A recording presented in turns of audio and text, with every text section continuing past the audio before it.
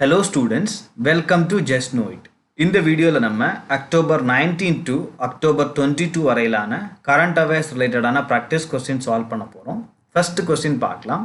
Which among the following places are listed under Atta Mahathanani or 8 great places of Buddhist heritage?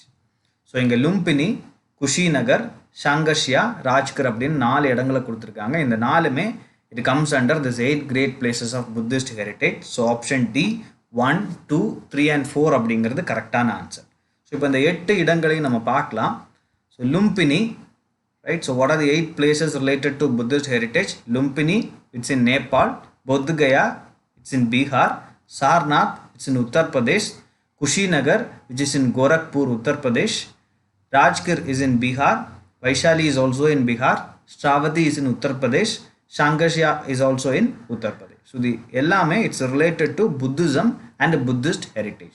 So இது இப்போ ஏன் இங்கே நியூஸில் இருக்குது அப்படின்னா, இந்தியா ரீசெண்டாக குஷிநகர் அப்படிங்கிற இடத்துல ஒரு இன்டர்நேஷ்னல் ஏர்போர்ட்டை ஓப்பன் பண்ணியிருக்கிறாங்க. ஸோ இந்த குஷிநகர் அப்படிங்கிற இடம் it's one of the 8 great places of Buddhist heritage. So Buddha தன்னுடைய இறுதி போதனையை வழங்கி அவர் உயிர் நீத்த இடம். So he attained Maha Parinirvana or salvation here at Kushinagar, right? So அப்போ இந்த குஷிநகரில் ஒரு சர்வதேச விமான நிலையத்தை திறந்ததன் மூலம் ஸோ நம்ம இந்த ரீஜன்ஸை எல்லாமே கனெக்ட் பண்ண முடியும், ரைட்? ஸோ இந்த இடங்களை எல்லாத்தையுமே கனெக்ட் பண்ண முடியும். ஸோ இது கல்ச்சர் பாயிண்ட் ஆஃப் வியூவில், culture and tourism point of வியூலையும் முக்கியத்துவம் வாய்ந்த ஒரு முடிவு. இன்னொன்று பார்த்தீங்கன்னா இன்டர்நேஷ்னல் ரிலேஷன், குறிப்பாக இந்தியாவுக்கும் ஸ்ரீலங்காவுக்கும் இடையில அந்த நட்புறவை மேம்படுத்துவதற்கான ஒரு முயற்சியாகவும் இதை பார்க்குறாங்க, ரைட்? நெக்ஸ்ட் கொஸ்டின் நம்ம பார்க்கலாம். With reference to Bhaskarabda consider the following statements. So it is an era counted from the date of ascension of Bhaskaravarman, a ruler of Pallava kingdom. So ஒரு பாஸ்கரவர்மன் அப்படிங்கிற ஒரு மன்னருடைய அவர் மன்னராக பொறுப்பேற்ற அந்த காலத்திலேருந்து இந்த எரா தொடங்குது அப்படின்னு இந்த ஸ்டேட்மெண்ட் சொல்லுது. ஸோ அவர் பல்லவா கிங்டத்தை சேர்ந்த மன்னர் அப்படின்னு சொல்லுது. இல்லை, அவர் பல்லவா பேரரசை சார்ந்த மன்னர் கிடையாது. அவர் காம்ரூபா, அஸ்ஸாமினுடைய பண்டைய கால அஸ்ஸாமினுடைய காம்ரூபா பேரரசை சேர்ந்த ஒரு அரசர் தான் பாஸ்கரவர்மன், ரைட்? ஸோ அப்போ இந்த statement it's wrong. Second statement, it is based on lunisolar system that uses both the phases of the moon and the solar year. So இங்க இந்த statement correct. So option B 2 only is the correct answer. So what is this Bhaskarabda? ஏன் இங்க நியூஸ்ல இருக்கு அப்படிங்கறத பார்ப்போம். So Bhaskarabda, as I told you, is a era counted from the date of the ascension of a 7th century local ruler Bhaskaravarman, and he belongs to Kamruba kingdom of Assam. So இவர் is a contemporary and political ally of Harshavardhana, right? So ஹர்ஷவர்தனருடைய சமகாலத்திய மன்னர் தான் இவர் பாஸ்கரவர்மன். So சமீபத்தில் இவருடைய இந்த காலத்தை அடிப்படையாக கொண்ட அந்த கேலண்டரை அஸ்ஸாம் கவர்மெண்ட் தன்னுடைய அஃபிஷியல் கேலண்டராக அனௌன்ஸ் பண்ணியிருக்கிறாங்க, right? So already Assam government it's using Saka calendar, that is calendar based on Saka era. So இதுதான் நம்முடைய நேஷ்னல் கேலண்டர். அப்புறம் பார்த்திங்கன்னா நம்ம சாதாரணமாக யூஸ் பண்ணக்கூடிய கிரிகோரியன் கேலண்டர், ரெண்டுமே அங்கே பயன்பாட்டில் இருக்குது. ஸோ அடிஷ்னலாக அஸ்ஸாம் கவர்மெண்ட் இந்த பாஸ்கரபடா அப்படிங்கிற எராவை அடிப்படையாக கொண்ட லூனி சோலார் கேலண்டரை they have adapted as an official calendar, right? So இப்போது கிரிகோரியன் கேலண்டரை பொறுத்த வரைக்கும் நம்ம பயன்படுத்திட்டு இருக்கக்கூடிய டே டு டே லைஃப்பில் நம்ம பயன்படுத்திட்டு இருக்கக்கூடிய கிரிகோரியன் கேலண்டரை பொறுத்த வரைக்கும் so the day starts at mid night, நமக்கு நள்ளிரவில் தான் தொடங்கும். நம்ம 12 மணிக்கு அப்படிங்கும்போது ஸோ 12 AM தான் நமக்கு start of the day, right? But இங்கே இந்த பாஸ்கரப்டாவை பொறுத்த வரைக்கும் ஸோ இது சன்ரைஸில் தொடங்குது, சரியா? ஸோ அதனால தான் இந்த luni solar system based calendar அப்படின்னு சொல்கிறாங்க. ஸோ இது மார்னிங்கில், so the day begins and ends at sunrise over 24 hours. So இது கிரிகோரியன் கேலண்டர் மாதிரியில் கொஞ்சம் வித்தியாசமானது, right? And the gap between Bhaskarabda and Gregorian is 593 years. So நம்ம கிரிகோரியன் கேலண்டர் படி நம்முடைய வருஷம் இப்போ 2021. ஸோ இது கூட -593 பண்ணிங்கன்னா உங்களுக்கு யூ வில் கெட் 1428. ஸோ அப்போது இப்போதைய பாஸ்கரப்டா வருடம் 1428 ஆண்டு, ரைட்? நெக்ஸ்ட் கொஸ்டின் நம்ம பார்க்கலாம். Which authority has launched the GIS based geospatial energy map of India? So this geospatial energy map of India is launched by Niti Aayog, right? Niti Aayogum ISROவும் சேர்ந்து தான் இந்த மேப்பை லான்ச் பண்ணியிருக்காங்க, right? So Niti Aayog in collaboration with ISRO and other energy ministries. So இது எதை provide பண்ணுது அப்படின்னா, it provides a holistic picture of all energy resources in the country. So இந்தியாவில் இருக்கக்கூடிய எல்லா ஆற்றல் வளங்களையும் நம்ம ஒரே மேப் பண்ணிடலாம். ஸோ இது வந்து it includes all the conventional resources, goal, petroleum, diesel மாதிரியான கன்வென்ஷனல் ரிசோர்ஸஸையும் இது மேப் பண்ணுது. ப்ளஸ் இப்போ இருக்கக்கூடிய சோலார், அப்புறம் பார்த்திங்கன்னா Jio thermal energy, small hydro electric power plant, wind energy power plant, so இந்த மாதிரியான புதிய எனர்ஜி சோர்ஸஸையும் இது லொக்கேட் பண்ணுது. So it enables visualization of energy installations such as conventional power plants, oil and gas wells, petroleum refineries, coal fleets, coal blocks. அப்போ இந்தியாவில் இதெல்லாம் எங்கெங்கே இருக்கோ எல்லாத்த பற்றியும் ஒரு ஒட்டுமொத்தமாக நம்ம மேப் பண்ணி ஒரே மேப்பில் அதை எல்லாத்தையுமே லொக்கேட் பண்ணியிருக்கிறோம். ஸோ இந்த எனர்ஜி ரிசோர்ஸ் ஏறக்குறைய 27 டாபிக்ஸுக்கு கீழே, தீமேட்டிக் லேயர்ஸுக்கு கீழே இந்த ஜியோஸ்பேஷியல் மேப்பில் எனர்ஜி ரிசோர்ஸஸ் நம்ம மேப் பண்ணியிருக்கிறோம். ஸோ இது வந்து it's developed by NITI Aayog in collaboration with ISRO. Fine. Next question பார்க்கலாம். Which among the following countries are the members of quadrilateral economic forum or new quad? Right, சமீபத்தில் தான் இந்த அமைப்பை அறிவிச்சிருந்தாங்க. ஸோ இதில் 4 நாடுகள் இருக்குது. குவாடுனாலே 4 நாடுகள் இருக்கும். So India, USA, Saudi Arabia, Israel அப்படின்னு 4 நாடுகள் கொடுத்துருக்காங்க. ஸோ இதில் India of course it's a part of new quad. Then united states of America, அதுவும் it's a part of new quad. Saudi Arabia இல்லை, UAE, right? So united Arab emirates is the part of new quad, not Saudi Arabia. Then of course Israel is a part of new quad. So India, USA, UAE, Israel, இந்த 4 நாடுகளுடைய கூட்டமைப்பு தான் புதிய quad நாடுகள். So அப்போ இங்கே வந்து option C 1, 2 and 4 only அப்படிங்கிறது கரெக்டான answer, right? So members of new quad India, US, UAE and Israel. So ஏற்கனவே ஆப்ரஹாம் அக்கார்ட்ஸ் அப்படிங்கிற ஒரு ஒப்பந்தம் இருக்குது. ஸோ இந்த ஒப்பந்தம் இஸ்ரேல், UAE மற்றும் பஹ்ரைன் இந்த 3 நாடுகளுக்கு இடையிலையும் சைன் பண்ணாங்க செப்டம்பர் 2020. ரைட், பொதுவாகவே இஸ்ரேலுக்கும் அரபு நாடுகளுக்கும் ட்ரெடிஷ்னலாக நிறைய டிஸ்பியூட்ஸ் இருக்குது. ஸோ அதை வந்து மீடியேட் பண்ணுறதுக்காக, அதை வந்து ஆர்பிட்ரேட் பண்ணி அவங்களுக்கு இடையில் ஒரு சுமூக உறவை பேணுவதற்காக தான் இந்த ஆப்ரஹாம் அக்கார்ட்ஸ் சைன் பண்ணாங்க. ஸோ இதை வந்து மீடியேட் பண்ணது USA. ஸோ அதுக்கு பிறகு இஸ்ரேலுக்கும் அரபு நாடுகளுக்கும் இடையில் சுமூகமான உறவு வந்து ஓரளவுக்கு மேம்பட்டுருக்கு. ஸோ அதனுடைய ஒரு அவுட்கமாக தான் நம்ம இந்த நியூ கோடையும் பார்க்க வேண்டியிருக்கு. ஸோ அதில் இந்தியாவும் இன்வால்வ் ஆகிருக்கு. ஸோ இந்தியா வந்து it's a huge beneficiary from these countries. Especially Israel பார்த்தீங்கன்னா it's one of India's top defence suppliers, right? அப்புறம் UAE வந்து it's vital for India's energy security. So நம்ம நிறைய க்ரூட் ஆயில் வந்து UAEலேருந்து இம்போர்ட் பண்ணுறோம், ரைட்? ஸோ அதனால் இந்த 2 நாடுகளுமே இம்பார்ட்டன்ட். அஃப்கோர்ஸ் USAவும் இந்தியாவுக்கு மிக முக்கியமான ஒரு பார்ட்னர் எல்லா துறைகளையும். ஸோ அதனால் இந்த நியூ குவாட் வந்து இட் வில் ஃபோக்கஸ் ஆன் நான் மிலிட்ரி இஷ்யூஸ். ஸோ செக்யூரிட்டிக்கான ஒரு பார்ட்னர்ஷிப் இல்லை இது. ஸோ இது நான் மிலிட்ரி இஷ்யூஸ் லைக் ட்ரேட், வர்த்தகம், ஆற்றல் சார்ந்த விஷயங்கள், எனர்ஜி, என்விரான்மெண்ட், அப்புறம் வந்து மற்ற குட்ஸ் ரிலேட்டடான அது சார்ந்த உறவுகளுக்கான ஒரு கூட்டமைப்பு தான் இந்த new quad, right? Next question பார்க்கலாம். Which among the following statements are correct? Genome editing is a group of technologies that gives scientists the ability to change an organism's deoxyribonucleic acid, that is its DNA. So this statement is correct. Gene editingனாலே அதுதான், DNAவை நம்ம மாற்றத்துக்கு உட்படுத்த முடியும், right? So using different technology. So அந்த அளவுக்கு நமக்கு தொழில்நுட்பம் இன்னைக்கு வளர்ந்துருக்கு. ஒரு உயிரினத்தினுடைய ரொம்ப மைன்யூட்டான டிஎன்ஏவுக்குள்ளாடி போய் நம்ம ஜெனட்டிக் சீக்வன்ஸை வந்து சேஞ்ச் பண்ண முடியும். ஸோ அதான் ஜீனோம் எடிட்டிங் அப்படிங்கிற கான்செப்ட். அப்புறம் செகண்ட் பாயிண்ட் பாருங்கள், genome editing technologies can be used in targeted medicines, biofuels and disease resistant crops. So இது வந்து ஹெல்த் கேர் செக்டரில் பயன்படுத்த முடியும், எனர்ஜி செக்டரில் பயன்படுத்த முடியும், இது சார்ந்த அப்ளிகேஷன்ஸை, ரைட்? அப்புறம் வந்து ரெசிஸ்டன்ட் கிராப்ஸ். ஸோ அக்ரிகல்ச்சர்லேயும் வந்து நிறைய புதிய விதமான பயிர்களை வந்து நம்ம செய்ய முடியும். புதிய சயின்டிஃபிக்கலி என்ஹான்ஸ்டு கிராப்ஸை வந்து நம்ம ஜெனரேட் பண்ண முடியும் அப்படின்னு இந்த ஸ்டேட்மெண்ட் சொல்லுது. This is also correct. So gene editing டெக்னாலஜிஸை வந்து நம்ம இந்த துறைகள் எல்லாம் பயன்படுத்தலாம்.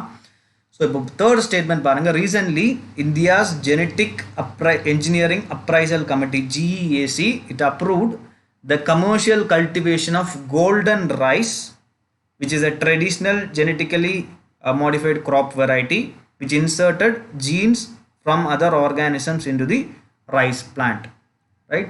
So in the statement it's wrong. So India வந்து இந்தியாவில் இருக்கக்கூடிய இந்த அத்தாரிட்டி that is GEAC அப்படிப்பட்ட எந்த ஜெனட்டிக் ரைஸுக்கும் வந்து ஜெனட்டிக்கலி மாடிஃபைடு ரைஸுக்கும் அனுமதி வழங்கலை. ஸோ அந்த third statement it's wrong. So option A 1 and 2 only அப்படிங்கிறது கரெக்டான ஆன்சர். சமீபத்தில் இந்தியாவிலேருந்து எக்ஸ்போர்ட் பண்ணப்பட்ட ரைஸில் ஜெனட்டிக்கலி மாடிஃபைடு ரைஸ் இருந்தது அப்படிங்கிற ஒரு சார்ஜஸை வந்து யூரோப்பியன் யூனியன் முன் வச்சிருக்குது. ஸோ அது ரிலேட்டடான இன்வெஸ்டிகேஷன்ஸ் போயிட்டுருக்கு.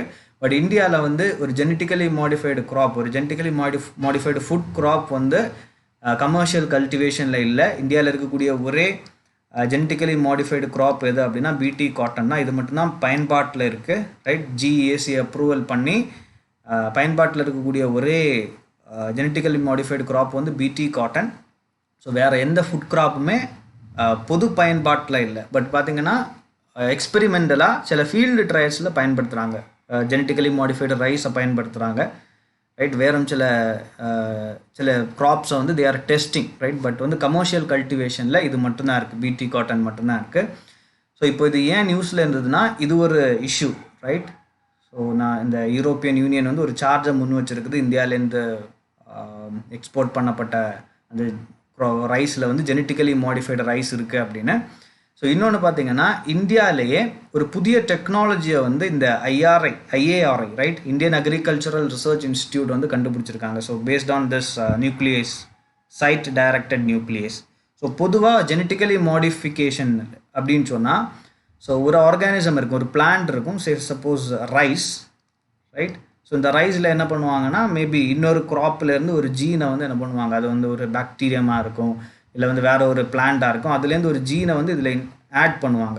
ஸோ ப்ராபப்ளி இது எதுக்காக அப்படின்னா இந்த ரைஸினுடைய நியூட்ரிஷனல் குவாலிட்டியை இன்க்ரீஸ் பண்ணுறதுக்காக, இல்லை அதனுடைய ஷெல் லைஃப்பை இன்க்ரீஸ் பண்ணுறதுக்காக, இப்படின்னு நிறைய ரீசன்ஸ் இருக்குது, ரைட்? ஸோ அதை வந்து ட்ரவுட் ரெசிஸ்டண்ட் ஆகிறதுக்காக, ஸோ அது வந்து வறட்சியை தாங்கி வளரணும், அப்புறம் வந்து நிறைய ஈல்டு கிடைக்கணும் அப்படிங்கிற ஏதோ ஒரு காரணத்துக்காக ஒரு க்ராப்பை வந்து மாடிஃபை பண்ணுறாங்க. அப்போது இன்னொரு ஆர்கானிசத்துலேருந்து, ஸோ கன்வென்ஷனல் ஜெனட்டிக்கல் மாடிஃபிகேஷன்னா இதுதான், இன்னொரு ஆர்கானிசத்துலேருந்து ஒரு ஜீனை எடுத்து ஒரு குறிப்பிட்ட இன்னொரு ஆர்கானிசத்திட்ட புகுத்துறது. ஸோ அதுதான் ஜெனட்டிக்கல் மாடிஃபிகேஷன் கன்வென்ஷனலி. பட் இந்த டெக்னாலஜி படி என்ன பண்ண முடியும்னா, ஒரு இன்னொரு ஆர்கானிசத்திலேருந்து எடுக்காமல், இன்னொரு ஆர்கானிசம்கிட்டேருந்து, இன்னொரு உயிரினத்திலேருந்து இந்த ஜீனை எடுக்காமல் இந்த ரைஸ்லேயே இருக்கக்கூடிய ஒரு ஜீனை இம்ப்ரூவ் பண்ண முடியும், right? So that it involves the use of gene editing tools to directly tweak, that means improve the plant's own genes.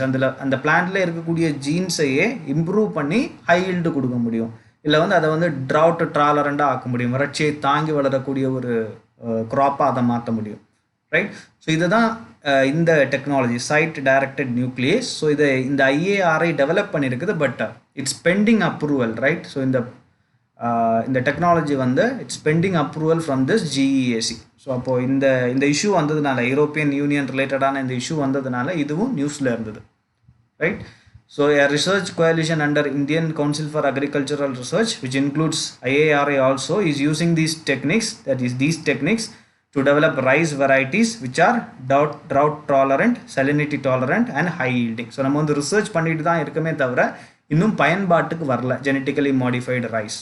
Okay, so இதுக்கு முன்னாடி கோல்டன் ரைஸ் அப்படிங்கிற ஒரு ரைஸ் வெரைட்டியை வந்து டெஸ்ட் பண்ணாங்க, பட் அது due to certain environmental reasons அதை வந்து கை விட்டுட்டாங்க, ரைட்? ஸோ அப்போது இந்தியாவில் வந்து எந்த ஜெனட்டிக்கலி மாடிஃபைடு ரைஸ் வெரைட்டியும் கமர்ஷியலி பயன்பாட்டில் இல்லை, right?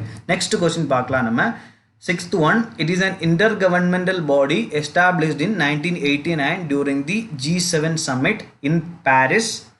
It sets standards and promote effective implementation of legal, regulatory and operational measures for combating money laundering and terrorist financing, right?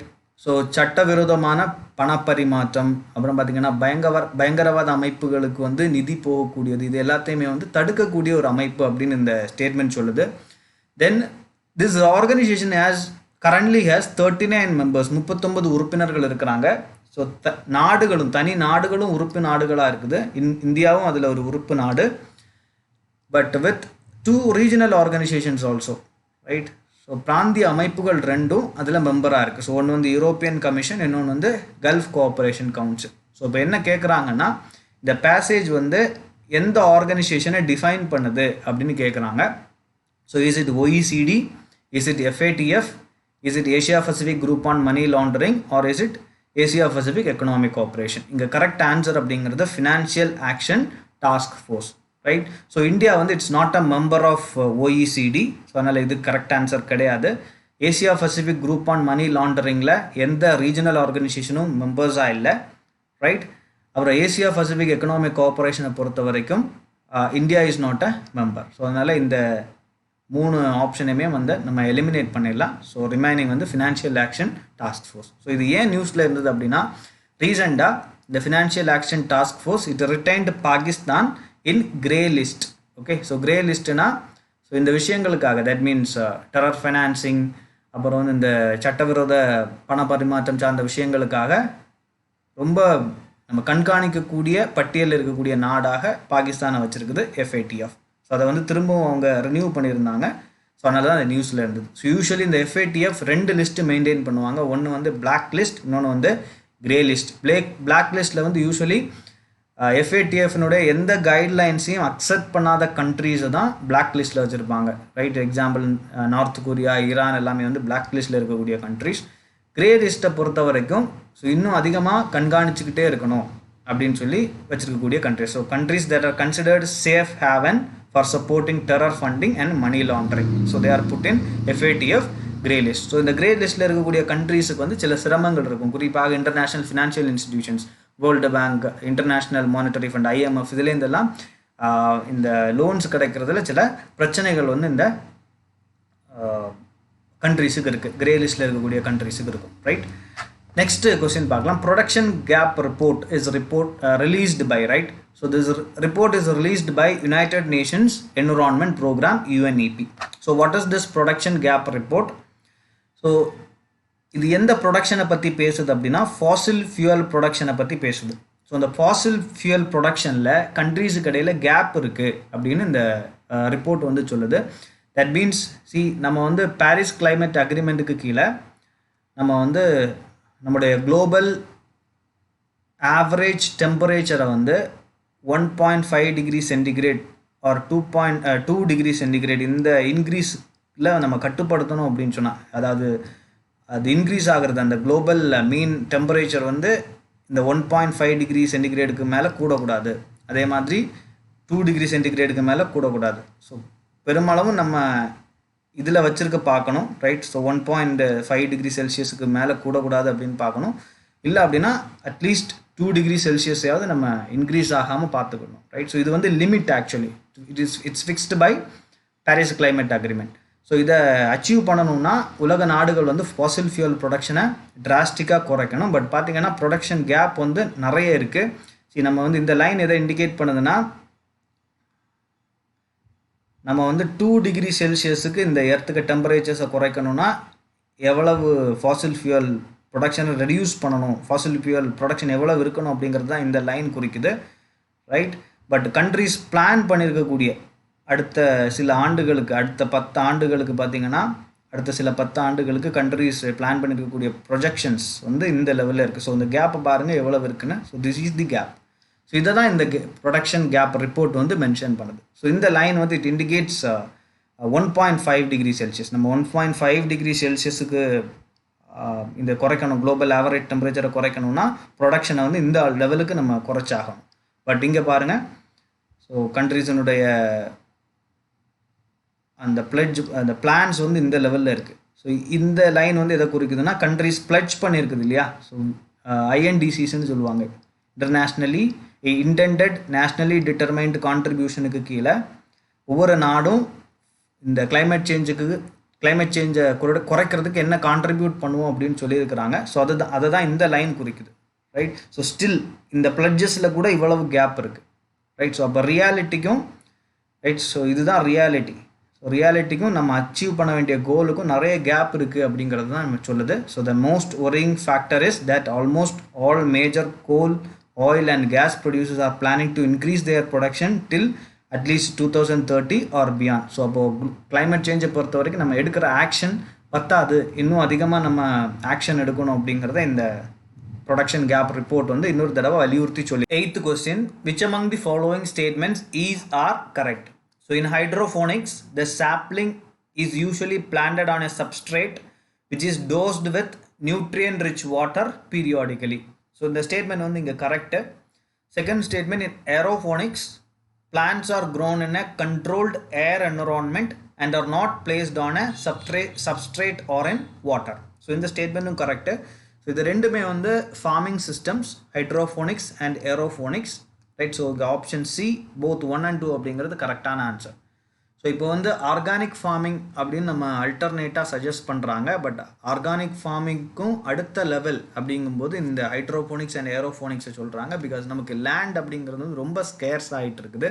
So soil வந்து ஒரு ரொம்ப ஸ்கேர்ஸான ஒரு ரிசோர்ஸாக மாறிட்டு இருக்கு. ஸோ அப்போது இந்த மண் இல்லாமல் விவசாயம் பண்ணுறதுக்கான மெத்தட்ஸ் தான் இது ரெண்டும், ஹைட்ரோஃபோனிக்ஸும் ஏரோஃபோனிக்ஸும். So hydroponics it uses water, right. So இந்த மாதிரி தண்ணியை பயன்படுத்தி க்ராப்ஸை க்ரோ பண்ணுறது தான் ஹைட்ரோஃபோனிக்ஸ். ஸோ தீஸ் மெத்தட்ஸ், இந்த ரெண்டு மெத்தட்ஸுமே they are ideal for short crops like lettuce, strawberries, tomatoes, மற்ற exotic vegetables, right.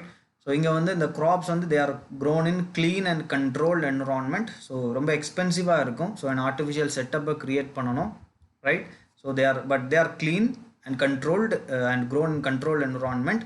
But they are grown without the use of soil. அதுதான் இங்கே ஹைலைட் இதில் இந்த ரெண்டு ப்ராசஸையும் பொறுத்த வரைக்கும், without the use of soil or any pesticides. Okay, ஹைட்ரோஃபோனிக்ஸில் ஹைட்ரோனா வாட்டர். ஸோ வாட்டர் ஒரு முக்கியமான ரோலை ப்ளே பண்ணுது.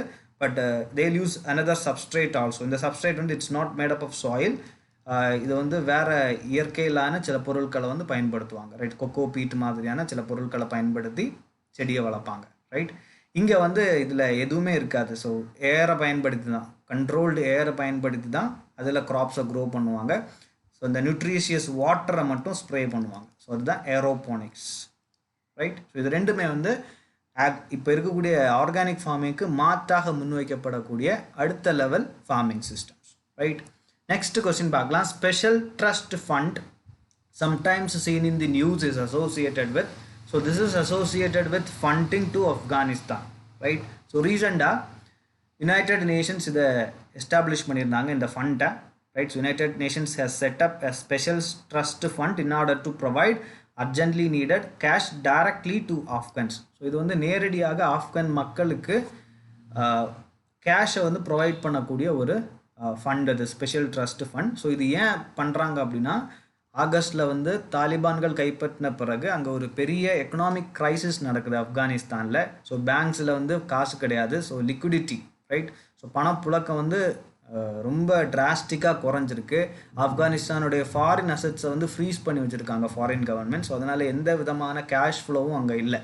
ஸோ மனிதாபிமானம் சார்ந்த உதவிகள், ஹியூமனிடேரியன் எய்ட்ஸ் மட்டும்தான் உள்ளே போயிட்டுருக்கே தவிர ஸோ வேறு எந்த மாதிரியான கேஷ் ஃப்ளோவும் அந்த கண்ட்ரியில் ப்ராப்பராக நடக்கலை. ஸோ அதனால் அங்கே ஒரு பெரிய எக்கனாமிக் க்ரைசிஸ். ஸோ அதனால் வந்து ஒரு ஃபுட் க்ரைசிஸ், ஹங்கர், பாவர்ட்டி வந்து டிராஸ்டிக்காக இன்க்ரீஸ் ஆகிறதுக்கான வாய்ப்புகள் இருக்கிறதுனால ஸோ இந்த ஸ்பெஷல் ட்ரஸ்ட் ஃபண்டை செட்டப் பண்ணி டைரெக்டாக அங்கே மக்களுக்கு கையில் கேஷை கொடுக்கறது மாதிரியான ஒரு செட்டப்பை வந்து உருவாக்க போகிறாங்க. ஸோ தான் it was setup with the aim of injecting liquidity, right, cash flow into Afghan households in a bid to permit them to survive the upcoming winter and remain in their homeland.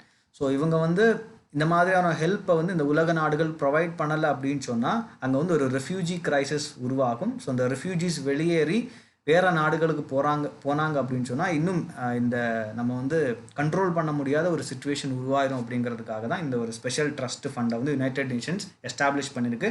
So Germany ஃபஸ்ட்டாக Germany அந்த ஃபண்டுக்கு contribute பண்ணியிருக்காங்க. It's around so 50 million euros வந்து நாங்கள் கொடுப்போம் அப்படின்னு they applied, right.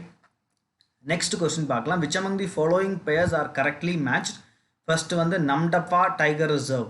So it's related to Arunachal Pradesh. So இது ஆக்சுவலாக வந்து சைட்ஸ் ஆஃப் கன்சர்வேஷன் இந்த பக்கம் இருக்கிறது, இந்த பக்கம் இருக்கிறது வந்து states. So Namdapha tiger reserve is in Arunachal Pradesh, அது கரெக்டு. அப்புறம் தப்ரிஹார் வைல்ட் லைஃப் சாங்சுரி அஸ்ஸாம்னு இருக்குது. No, it's not in Assam, it's in Odisha. This is wrong. Second third statement, third point பாருங்கள், Mudumalai tiger reserve it's in Tamil Nadu. So this is correct, right. So option C 1 and 3 only அப்படிங்கிறது கரெக்டான answer. So இந்த மூணு sides of கன்சர்வேஷனுமே வந்து நியூஸில் இருந்தது. So Namdapha tiger reserve எதுக்கு நியூஸில் இருந்ததுன்னா, அங்கே வந்து ஹார்ன்பில்ஸ் பற்றி, இருவாசி பறவைகள் பற்றி ஒரு ஆய்வு நடத்தியிருக்காங்க. ஸோ இந்த ஆய்வில் இந்த இருவாசி பறவைகள் அங்கே இருக்கக்கூடிய மரங்களுக்கு ஹெல்ப் பண்ணுது, ரைட். ஸோ விதை பரவலாக்கம் மூலம், ரைட். ஸோ அது வந்து பழத்தை சாப்பிட்டுட்டு விதையை வந்து டிஸ்பர்ஸ் பண்ணுறதன் மூலமாக அங்கே வந்து அந்த பல மரங்கள் வந்து ஸ்ப்ரெட் ஆகிறது ஹெல்ப் பண்ணுது அப்படின்னு ஒரு சயின்டிஃபிக் ஃபேக்டை வந்து கண்டுபிடிச்சிருக்காங்க. ஸோ அதனால் அது நியூஸில் இருந்தது. இங்கே டெப்ரிஹாரை பொறுத்த வரைக்கும் ஒடிசா கவர்மெண்ட் அங்கே இருக்கிற மக்களை வந்து ரீலொகேட் பண்ணியிருக்கிறாங்க. ஏன் அப்படின்னா ஹியூமன் அனிமல் கான்ஃப்ளிக்ட் அதிகமாக அந்த இடத்துல நடக்கிறதுனால, இந்த டெப்ரிஹார் வைல்ட் லைஃப் சாங்சுரியில் நடக்கிறதுனால they have relocated around 420 families. So அதனால தான் அது நியூஸில் இருந்தது. இந்த முதுமலை டைகர் ரிசர்வ் பொறுத்த வரைக்கும் நீங்கள் நியூஸில் படிச்சிருப்பீங்க. ஸோ MDT-23 அப்படிங்கிற ஒரு டைகரை வந்து கேப்சர் பண்ணுறதுக்கான ஒரு சர்ச் ஆப்ரேஷன் நடந்தது. So after 22 day long operation, so they are finally அதை பிடிச்சிட்டாங்க. ஸோ இப்போ வந்து it's in captive, right. So கேப்டிவாக அது இருக்குது, கேர் பண்ணிகிட்டு இருக்கிறாங்க forest department, right. Okay, so இவ்வளோ தான் நண்பர்களே இந்த வீடியோ. தேங்க்யூ ஸோ மச் ஃபார் வாட்சிங். இந்த வீடியோ உங்களுக்கு பிடிச்சிருந்தா லைக் பண்ணுங்கள், மற்ற தேர்வுகளோட ஷேர் பண்ணுங்கள், உங்களுடைய ஒப்பீனியன்ஸை கமெண்டில் பதிவிடுங்க. ரொம்ப முக்கியமாக இந்த சேனலுக்கு சப்ஸ்கிரைப் பண்ணிவிட்டு நோட்டிஃபிகேஷன் ஐக்கனை கிளிக் பண்ணுங்கள். அப்போ தான் ரெகுலர் அப்டேட்ஸ் வந்து உங்கள் யூடியூப் ஆப்பில் வரும். இன்னொரு வீடியோவில் இன்னும் பல கேள்விகளோடையும் இன்னும் பல தகவல்களோடையும் உங்களை சந்திக்கிறேன். நன்றி.